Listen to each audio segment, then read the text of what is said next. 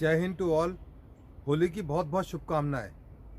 मैं इस समय खड़ा हुआ हूं उस ब्रिज पर जो साउथ बर्लिन को सेंट्रल बर्लिन से कनेक्ट करते हैं, जोड़ते हैं। अभी थोड़ी देर पहले यहां पर एक काफिला निकला जिसके बारे में पता किया। पुलिस अधिकारियों ने बताया कि ये यहाँ के चांसलर जर्मनी का उनका काफिला था।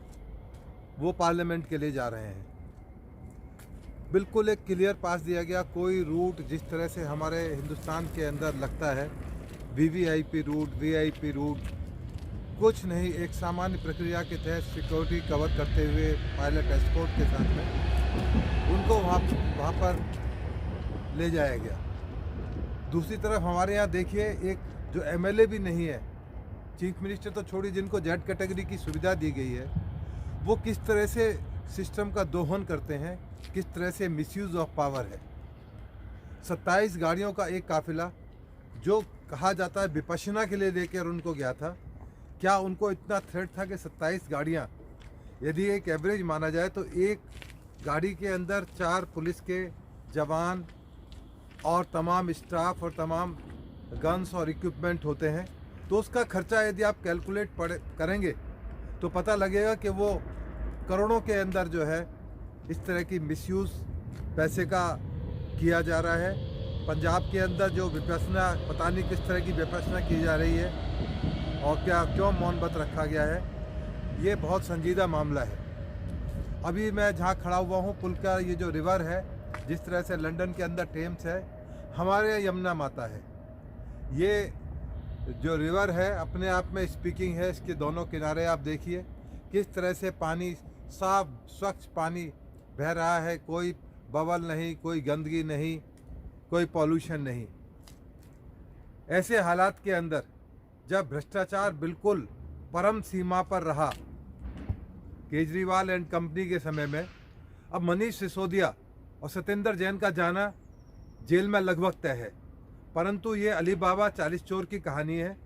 ये चोर एक अकेले नहीं है, इसमें इनका सरगना है, उसका भी इसमें कमीशन हिस्सा पत्ती है, जिसका हिसाब किताब एक एक पैसे का सरकार ने कहा है कि हम लेंगे।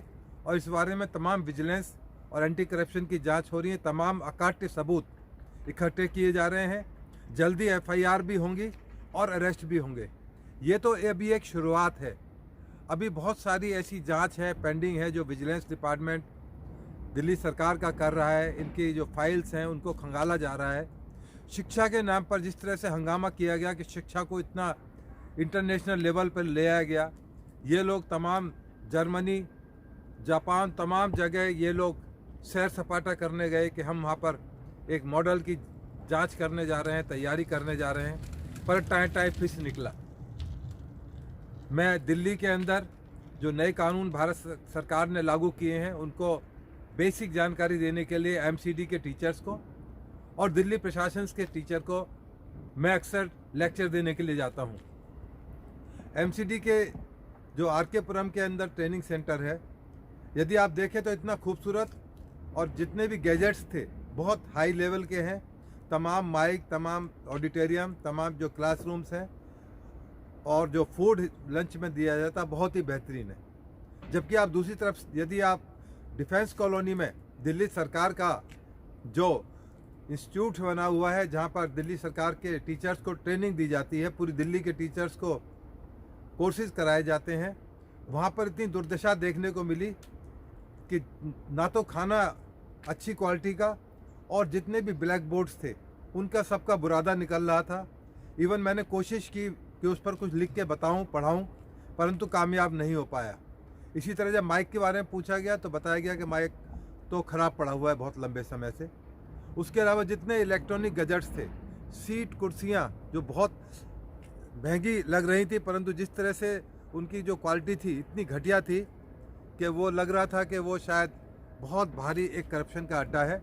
और जिस एजुकेशन मॉडल की बात करते थे उसके भी परतें अब धीरे धीरे खुलेंगी। ये तमाम खुलासे होंगे और ये तमाम अली बाबा 40 चोर पुनः जेल के अंदर जाएंगे, लंबे समय तक जेल के अंदर जाएंगे।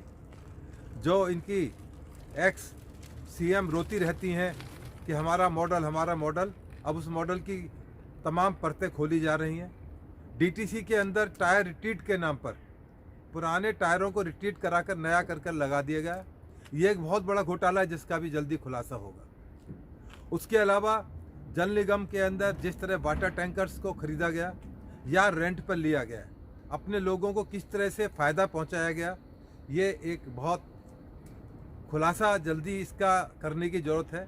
सरकार इस बारे में दिन रात काम कर रही है कि जल्दी से जल्दी इन तमाम परतों को खोला जाए और ये जो आर्थिक अपराधी हैं इनको तमाम को जेल की सलाखों के पीछे भेजा जाए, जिससे कि आने वाली जो राजनीतिक पार्टियां हैं वो अलर्ट हो सकें, कुछ सीख सकें कि यदि भ्रष्टाचार किया तो उसका हिसाब किताब देना ही होगा।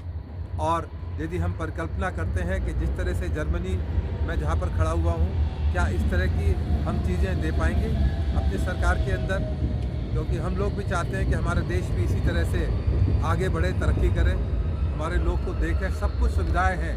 केवल ओवर पॉपुलेशन और जो राजनीतिक प्रॉब्लम्स हैं जिनके रहते देश में हर तरह के अड़ंगे और परेशानियां खड़ी की जाती हैं, उनसे कैसे जल्दी से हम लोग निजात पा सकें और देश कैसे तेज़ी के साथ तरक्की कर सके, ये हम सबको सोचने की बात है।